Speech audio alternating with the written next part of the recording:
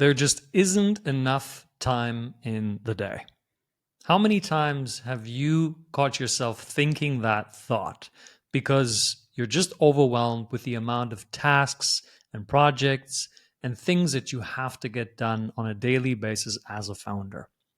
And after having worked with over 2,000 founders all over the world, I have seen some very interesting patterns that show you the bottleneck under the bottleneck.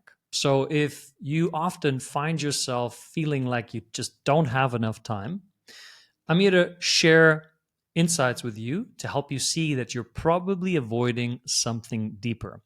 And it's not in your calendar, but in your nervous system. First of all, let us clear one of the biggest misconceptions that if only you had more time in the day, you would be making more progress. In that kind of level of thinking, what you're equating is time to progress. But what I see so often, you probably have had that experience yourself, is even though you plan out your days meticulously, maybe you're using ChatGPT for it, maybe you're feeding it your goals and your priorities, and then it helps you create this incredible plan where you somehow have to wake up at 5 a.m., then jump into a cold shower, then run a marathon, and then meditate for 24 hours. All of that in just, of course, 2 hours of a morning routine. You get the gist where this is going. So more time doesn't equal more progress. Why? Because it doesn't matter how many hours you work on the wrong things. If you are not aligned with the kind of priorities that actually move the needle forward, it doesn't matter how much time you throw at any given project, task, or goal. The real issue is that so many founders, they hide inside busyness. So they're constantly working, constantly appearing to be just, having no time because it's some sort of a badge of honor that has been created in the founder community that you have to appear incredibly busy. Because if you're not, then clearly it must mean that you're not serious about the work that you're doing, that you don't really care, that you're taking it too easy. But I'm going to share a story with you of one of my clients that, after just changing his calendar, within 2 weeks, he made an additional $15,000 that just weren't there before. And he was flabbergasted.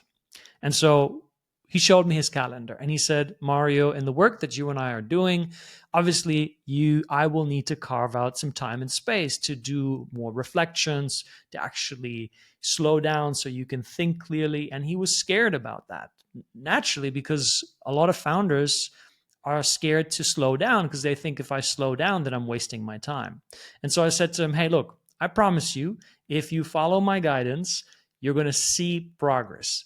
If you won't, I'll give you a free month of coaching with me. And so we redesigned his schedule, cut half the hours of his day that he was focused on working, and he panicked. He's like, dude, I can't do that. This is insane. I said, keep trusting me here on this.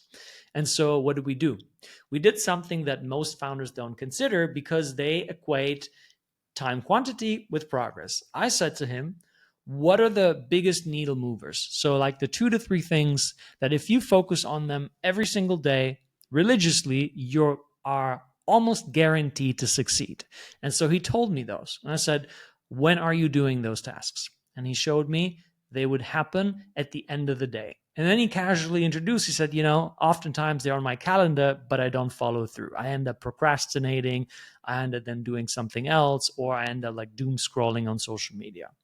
And what I helped him see was that the reason he pushed it away to the back of the day is because those tasks felt really difficult and really challenging.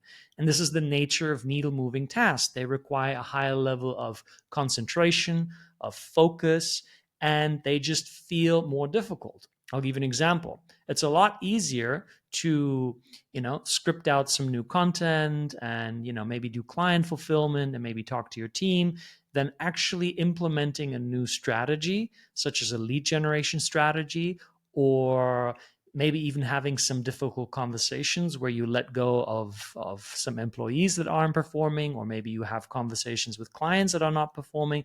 That stuff feels difficult and icky. And so he would push it to the end of the day, thinking, oh, let me just deal with all the things that are not as hard to do, and then I'll take care of the rest. But the problem is, when you do that, your energy reserves at the end of the day, they are much more depleted. So you have a lot less energy to deal with something that actually requires a lot more of your energy. And so I had him redesign that. Do the difficult things first thing in the day, and then schedule out the rest of the day. Fast forward, he did that, and boom, like I said, he scored an extra 15K. Now, isn't that amazing? So, this is because so often we as entrepreneurs and founders, we are not conscious, we're not aware that we naturally push away things that are difficult. This is just part of your human brain, the setup, because it's a survival mechanism, it's a self-protection mechanism. So it doesn't want you to do the things that are difficult because they take up more energy and they feel like more of an uncertainty, more of a threat. So you have to consciously work against that. And that is why my recommendation, if you feel that you don't have enough time, it could very well be that actually you're using I'm busy as an excuse to avoid focusing on the things that feel really hard and really difficult and you don't really know what to do with them. But what you want to do is you want to reorganize your calendar based on energy levels. And I promise you, it's an absolute game changer. I do this myself because obviously, as a founder myself, I can fall into that trap. And so I look at, okay, I usually start my day in this way. I do my morning routine, like I do my meditation, my journaling, a little bit of breath work, and then I go to the gym and I come back. That usually takes me between 90 minutes to 2 hours. And then I respond to clients, right? From the day before, they asked me, they told me things that they're struggling with in their business and life. And so I deal with that. That takes me about 30 minutes.